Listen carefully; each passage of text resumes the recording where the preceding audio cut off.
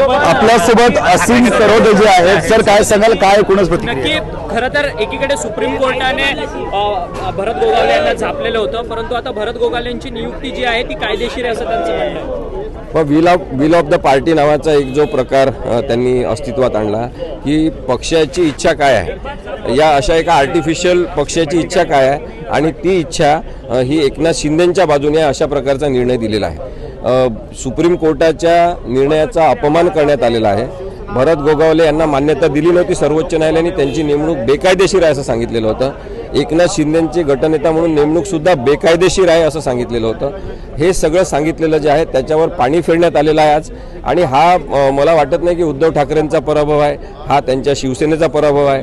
हा 10व्या परिशिष्टातल्या चुकीचे अन्वयार्थ काढून बेकायदेशीरता प्रस्थापित करण्यात आलेली आहे. त्यामुळे हा लोकशाहीचा पराभव आहे. आणि हे केवळ उद्धव ठाकरेंच्या विरुद्ध निकाल आहे म्हणून मी म्हणत नाही, मी एक कायद्याचा अभ्यासक म्हणून हे सांगू इच्छितो की अशा पद्धतीने जर कोणीही एखाद्या पक्षातून निवडून आल्यावर सुरतला जायचं, कोणालाही न सांगता आणखी आमदार जमा करायचे, गुवाहाटीला जायचं, गुवाहाटीहून मुंबईला यायचं आणि थेट विरोधी पक्षनेत्यासोबत संगनमत करून सरकार स्थापन करायचं राज्यपालांच्या मदतीने, हा जर प्रकार आपण आता पायंडा म्हणून ॲक्सेप्ट केलेला आहे निर्णयातून, तर अत्यंत चुकीचा पायंडा निर्माण झालेला आहे. राजकारण दूषित स्वरूपाचं प्रस्थापित करण्याचा प्रयत्न आज या निर्णयातून झालेला आहे.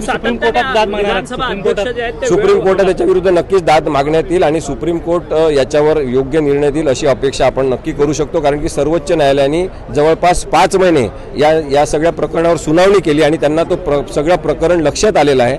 त्यांनी केवळ कायदेशीर आवश्यकता म्हणून यांच्याकडे राहुल नार्वेकर यांच्याकडे विधानसभा अध्यक्ष म्हणून प्रकरण वर्ग केलं होतं, पण त्यांनी त्या विश्वासाला सुद्धा तडा दिलेला आहे. परंतु सातत्याने मुदतवाढ जी आहे ती विधानसभा अध्यक्ष मागत होते या सगळ्या प्रकरणात अभ्यास करण्याचा. खरं तर हा निकाल जो आहे तो ठाकरे गटाला पूर्वीपासूनच अपेक्षित होता, परंतु ठाकरे गटाचे आमदार आता सवाल उपस्थित करतात की एवढा वेळ का घेतला मग या सगळ्यात? एवढा वेळ का घेतला आहे ते जास्त स्पष्टपणे सांगू शकतील, पण मला जे दिसते त्याच्यावरून अनेक लोकांचे जे सल्ले घेण्यात आलेले आहे, वेगवेगळ्या लोकांनी जजमेंटचे काही भाग लिहिलेले आहेत, त्यांच्या सल्ल्यानुसार ते कदाचित लिहिण्यात आलेले आहेत आणि राहुल नार्वेकर यांनी त्याचं फायनलायझेशन केलेलं आहे.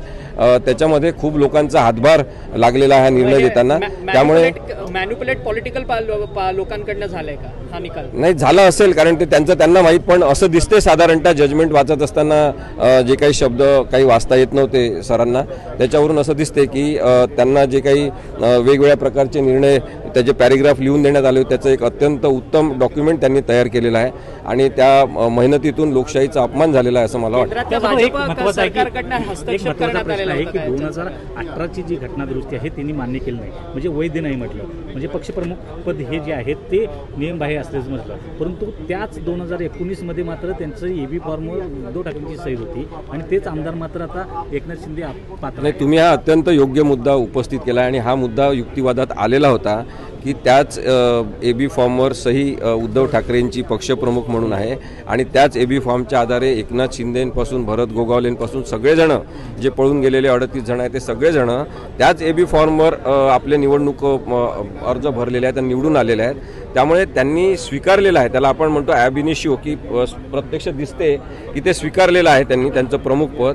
तर ते आपल्या कंडक्टमधून काहीतरी स्वीकारलेलं आहे, त्या गोष्टी त्यांनी मान्यच केल्या नाही. म्हणून मी म्हटलं की बाय कंडक्ट डिस्क्वालिफिकेशन जे आहे 21A मध्ये ते अमान्य केलेलं आहे, ते समजूनच घेण्यात आलेलं नाही आहे आणि त्याचा अर्थ आता सर्वोच्च न्यायालयच योग्य प्रकारे काढेल, कारण की संपूर्ण भारताच्या राजकारणाला कीड लावणारा हा निर्णय आहे. कीड लावणारा हा निर्णय असल्याची जी प्रतिक्रिया जी आहे ही या ठिकाणी असीम सरोदे यांनी टाइम्स नाव मराठीशी बोलताना व्यक्त केलेली आहे आणि यापुढे सुद्धा आता जी पुढे सुप्रीम कोर्टात जी आहे ती दाद मागितली जाईल असंही असीम सरोदे यांनी टाइम्स नाव मराठीशी बोलताना सांगितलं.